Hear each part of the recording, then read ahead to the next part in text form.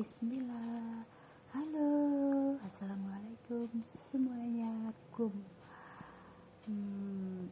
Terutama malam ini aku menyapa Pangeran Pajak. Ya, halo, assalamualaikum Pangeran Pajak dan ayah tercinta. Ya, aku selalu mendoakan Pangeran Pajak dan ayah serta keluarga besar sehat walafiat dan tidak kurang suatu apapun dalam segala hal apapun ya, beserta anak dan keluarga semuanya. Begitupun dengan aku. Jadi di sini kita saling mendoakan dalam kebaikan ya. Sekarang itu udah akhir zaman, orang-orang sudah berubah ya.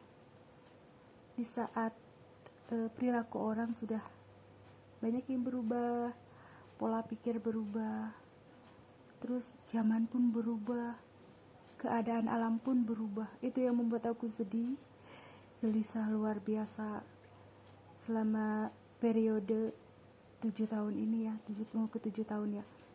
Kepulangan umroh aku sudah mau 7 tahun, benar tidak sih, 2018 sampai ya kurang lebih lah segitu. Banyak hal yang aku rasakan, yang aku alami ya. Di sini kebahagiaan aku yang tiada terhingga ketika umroh 2018. Aku merasa diperlakukan secara luar biasa sama Allah ya. Aku dijadikan tamu Allah yang luar biasa, tapi di situ juga ada ya cobaannya. Ada intinya menguji kesabaran aku dari berbagai pihak ya, dari sebelum aku berangkat di sini. Tapi itu ujian, namanya ujian seseorang yang mau dipanggil sama Allah dan Rasul ya, gitu ya, ke tempat dimana Rasul kita dimakamkan, ke kiblat kita sebagai mukmin gitu ya, ke rumah Allah ya. Di sini menyangkut doa itu dimanapun juga bisa dikabulkan. Dari sini, dari Indonesia juga dikabulkan. Tetapi kalau waktu umroh atau haji itu makbul ya, benar-benar kalau kita berdoa di sana di depan Ka'bah itu benar-benar langsung gitu, langsung dikabulkan. Itu yang aku rasakan. Jadi tidak ada kata istilah sia-sia umroh atau sia-sia berhaji, tidak ada ya. Jangan pernah berpikir seperti itu ya.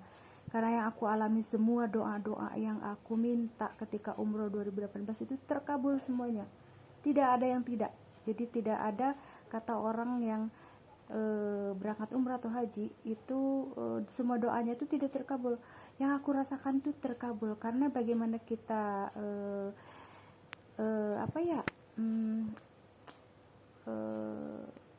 melakukan doa di sana ya. Di sini harus diluruskan dulu niat kita umroh atau haji. Itu yang aku rasakan. Ini berbagi apa yang sudah aku dapatkan. Dan setelah pulang umroh aku mau langsung daftar haji gitu, dan memang seperti didorong-dorong ya, kekuatan besar gitu. Itu sepatnya aku daftar, pokoknya tercatat gitu. Terus di Lauhul Mahfuz sudah tercatat. Udah, habis itu udah jangan pikirkan lagi. Ternyata banyak hal, kejadian-kejadian besar yang menuju ke akhir zaman sebenarnya. Jadi aku teruskan lagi ceritanya. Jadi aku merasakan keindahan yang luar biasa ketika umroh 2018 itu. Aku bisa foto-foto tanpa ada gangguan dari cuaca, iklim, pokoknya secerah-cerah hatiku ya, yang baru sembuh dari sakit operasi histerektomi ya. Jadi di sana itu wajahku tuh benar-benar dicerahkan gitu sama Allah tuh. Mungkin karena karena di sana tuh kita harus berwudu terus sholat malam gitu, terutama tahajud ya.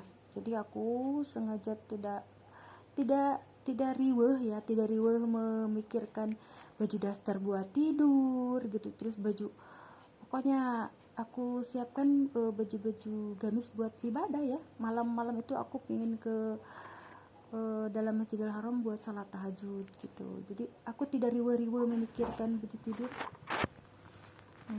Jadi aku hanya punya waktu 1 jam ya, 1 jam di dalam kamar hotel ya.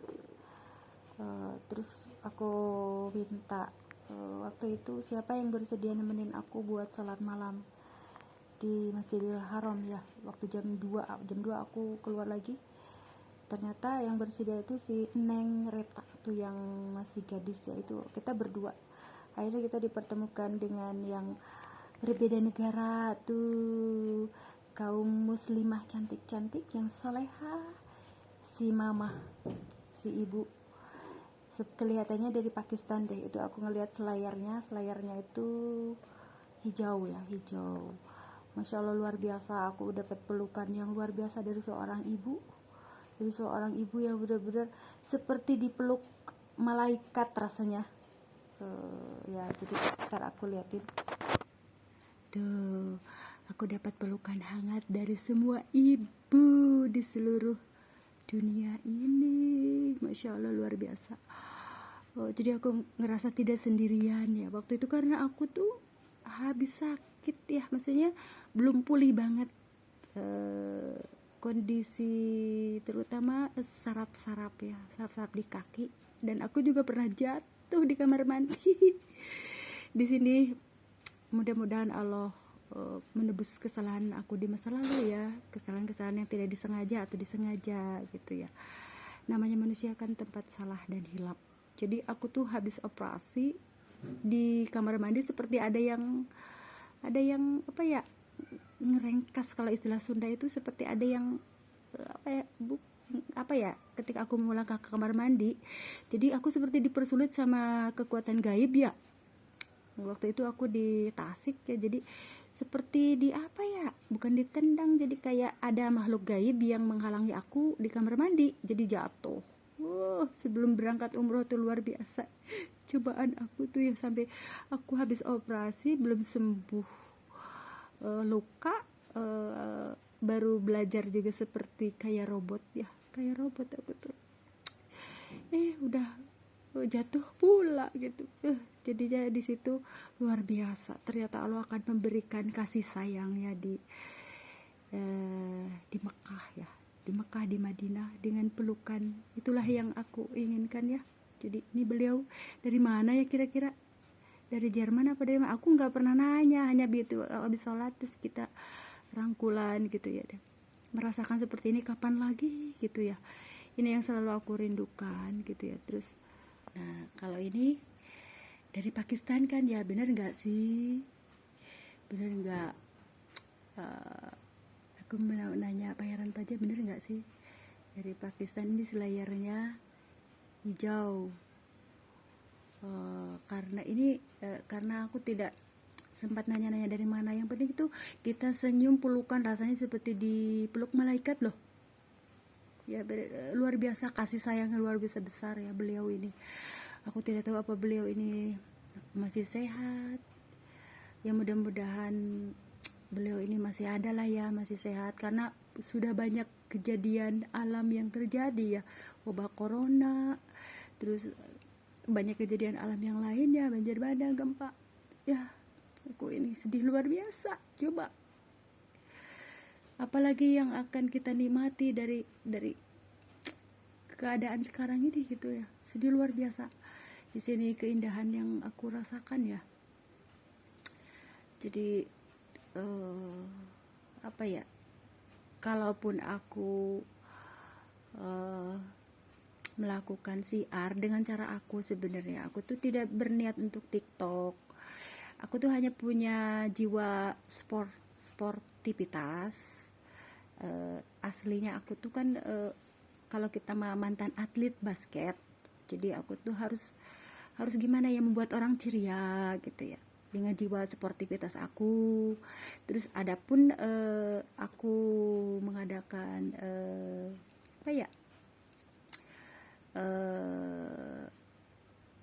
siar apa ya, seperti muter-muter gitulah ya, muter-muterin baju karena aku punya jiwa kreativitas, tapi difokuskan ke syarian ya, syarian.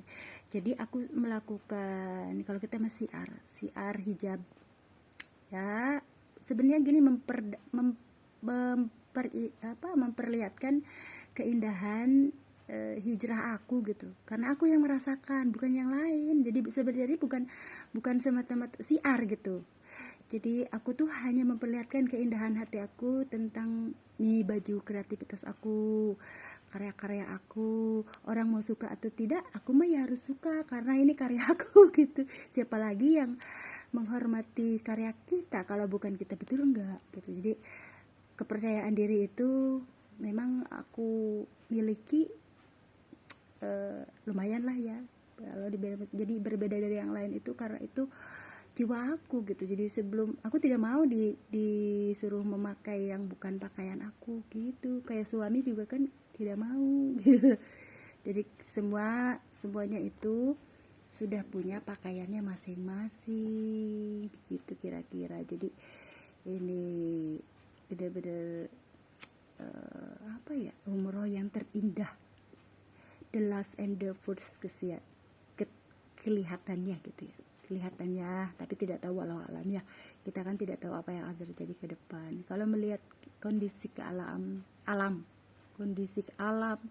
kondisi manusianya, banyak peperangan di mana-mana, aduh, rasanya tuh keindahan tuh, rasanya tuh kayak tidak mungkin. Tetapi kalau bagi Allah mah tidak ada yang tidak mungkin, bisa saja nanti ada perbaikan ke depan, bukan begitu kan yang kita inginkan. Jadi biarkan nikmati lagi kan ya, karena dengan adanya wabah corona kemarin itu seharusnya kita bisa mengambil hikmah gitu, apa yang didapatkan dengan adanya wabah corona kemarin. Kita tidak bisa bertemu, harus menjaga jarak, tidak seperti ini gitu ya kan, harus menjaga jarak. Ya Allah, rasanya tuh luar biasa ya. Oke lah, kita akan bahas yang lainnya. Kita kembali ke sini. Jadi aku akan mengatakan apa yang aku pikirkan, apa yang aku rasakan ya Pak Ustadz akhir zaman nih. Jadi sepulang umroh 2018 itu, suatu malam aku didatengin dia, seperti aku ceritakan, oleh ruh-ruh yang soleh. Ada juga ruh-ruh yang yang minta tolong ya, maksudnya orang-orang biasa gitulah, orang-orang biasa. Jadi aku itu dari gadis itu sangat peka, tapi pekanya itu dengan orang-orang yang sudah wafat gitu. Jadi di sini berarti dunia ruh ya, dunia ruh. Nah sepulang umroh itu, jadi Allah mempertegas gitu kalau aku tuh memang sensitif dan memang sangat peka sekali terhadap pesan orang yang sudah meninggal gitu.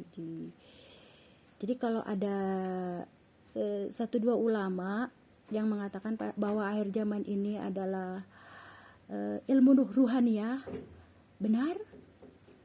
Aku bisa membenarkan berkata begitu karena aku menyeleksi dan mengalaminya sendiri gitu ya. Aku tidak mudah percaya, pertama, benar nggak sih Pak Ustadz ngomong seperti itu. Ternyata setelah aku alami dan aku kaji itu benar gitu. Mohon maaf ya ayahnya anak-anak tidak tahu hal ini, karena dia menilai aku hanya ibu rumah tangga biasa gitu. Dan memang tidak akan kelihatan kalau tidak harus ada kejadian yang bisa dilihat gitu sama dia. Jadi kalau udah maksudnya dia tidak percaya kalau, karena apa ya, intinya disitulah aku tidak mau menghubungkan dengan ayahnya anak-anak. Jadi di sini aku akan bercerita tentang pengalaman sehabis umroh itu. Jadi banyak pesan yang disampaikan gitu, bahwa kita tuh selain harus mempertebal iman, takwa, terutama akidah ya, akidah kita katanya jaga akidah gitu, pesan yang guru-guru besar yang sudah wafat. Terus Di sini sudah awal dari akhir zaman, waktu 2018 itu, berbagai fitnahan yang besar ataupun yang kecil, terus berlanjut terus dan terus. Di sini sudah semakin jelas diperlihatkan ada kekuatan Dajjal. Kekuatan Dajjal yang sebenarnya akan semakin terlihat setelah diperlihatkan gempa Turki, betul gak sih? Gempa Turki terus berlanjut ke Indonesia, gempa-gempanya ke Indonesia juga. Nah itu kekuatan Dajjal sudah semakin nyata itu, yang kalau yang aku rasakan ya, tuh kan sudah mulai. Tapi itulah, di sini ada tugas aku yang merangkap, tugas aku sebagai perawat, saling menasihati dalam kebaikan. Terus seseorang yang punya sensitif juga terhadap hal-hal gaib. Sensitif sebenarnya aku tuh seperti orang biasa, tapi kalau udah ini kok aku lewat sini kok misalkan di pinggir jalan ya, di perempatan kok kayak yang aneh gitu. Di sini sepulang umroh tuh alhamdulillah ya. Jadi apa ya, mereka jadi di sini tuh banyak kejadian-kejadian yang kecelakaan ya. Di perempatan jalan tuh banyak yang terjadinya kecelakaan. Alhamdulillah sepulang umroh itu jadi berkurang, bahkan tidak ada. Alhamdulillah ya, jangan sampai. Jadi setiap kali lewat ke perempatan yang terjadi tuh banyaknya kecelakaan. Nah, tetapi semakin kesini ya alhamdulillah lah. Jadi gimana ya, kalau aku lewat aku mendoakan, aku akan teruskan lagi ceritanya. Ada sebuah cerita yang tidak ada seorang pun yang tahu, termasuk ayahnya anak-anak ya. Jadi sepulang umrah itu, suatu malam aku bermimpi didatangi oleh makhluk-makhluk astral, berjejer semuanya. Yang jelasnya makhluk-makhluk astral di area sini ya, area kebun, area padepokan. Jadi berjejer semuanya. Jadi seolah-olah tuh aku disuruh ceramah. Coba guru besar Istiqlal, aku disuruh ceramah sama para makhluk-makhluk astral gitu. Di sini mereka tuh bentuknya macam-macam. Di sini tuh ada yang berwajah asap tetapi memakai hijab. Ada yang berwajah mukanya jelek, benar-benar luar biasa. Kenapa aku dan mereka tuh manggil begini, Bu Haji, ke aku Bu Haji, kata saya. Dari gini kan, aku kan tidak mau ya kalau sepulang umroh itu apa ya namanya, dipanggil Bu Haji ya, kecuali waktu di Mekah ya, di Mekah di Madinah oleh para pedagang gitu, karena takut aku ria gitu ya, gitu. Nauzubillah ya, jangan sampai. Tapi ada 1-2 juga yang manggil aku. Selebihnya mah Umi gitu. Di sini berarti ibu dong ya, ibu. Aku bersyukur dijadikan apa ya, ibu figur oleh balita, oleh anak-anak, oleh temannya anak-anak gitu ya gitu. Jadi aku tuh seperti teman mereka juga gitu, teman anak-anak muda gitu. Jadi di sini tuh aku akan kembali cerita yang makhluk-makhluk asar itu. Suatu malam mereka berjejer gitu. Jadi aku disuruh ceramah. Coba, aku kan jemaah tablik akbar Istiqlal, kenapa aku menceramahi para makhluk-makhluk astral jin ya. Di sini, di situ ada perubahan sama diri aku. Biasanya aku tuh terasa suka sakit kepala gitu ya, pusing, terus malas buat melakukan apapun, apalagi ke kebun. Aku malas banget gitu, nggak pernah mau berkebun gitu. Jadi di situ sepulang umroh tuh ternyata kita itu manusia paling sempurna. Jadi tidak boleh takut sama makhluk-makhluk yang astral gitu. Jadi kita itu benar-benar harus yakin sebagai hamba Allah itu benar-benar kita itu makhluk yang sempurna dan mulia gitu. Jadi bukan kita yang dikendalikan oleh mereka, tapi kitalah yang mengendalikan mereka gitu. Tapi di sini aku tidak seperti kebanyakan orang yang bisa ya, karena aku tuh orang biasa, bukan ahli pengobatan. Kalau pengobatan, balai pengobatan bolehlah, aku kan perawat gitu. ada sertifikatnya. Tapi kalau ini mah kan enggak, aku hanya berbagi cerita.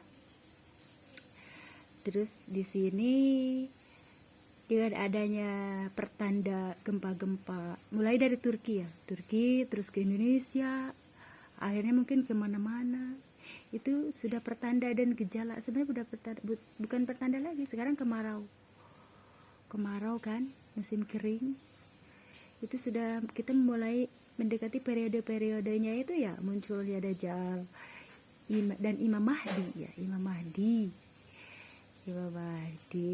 Terus di sini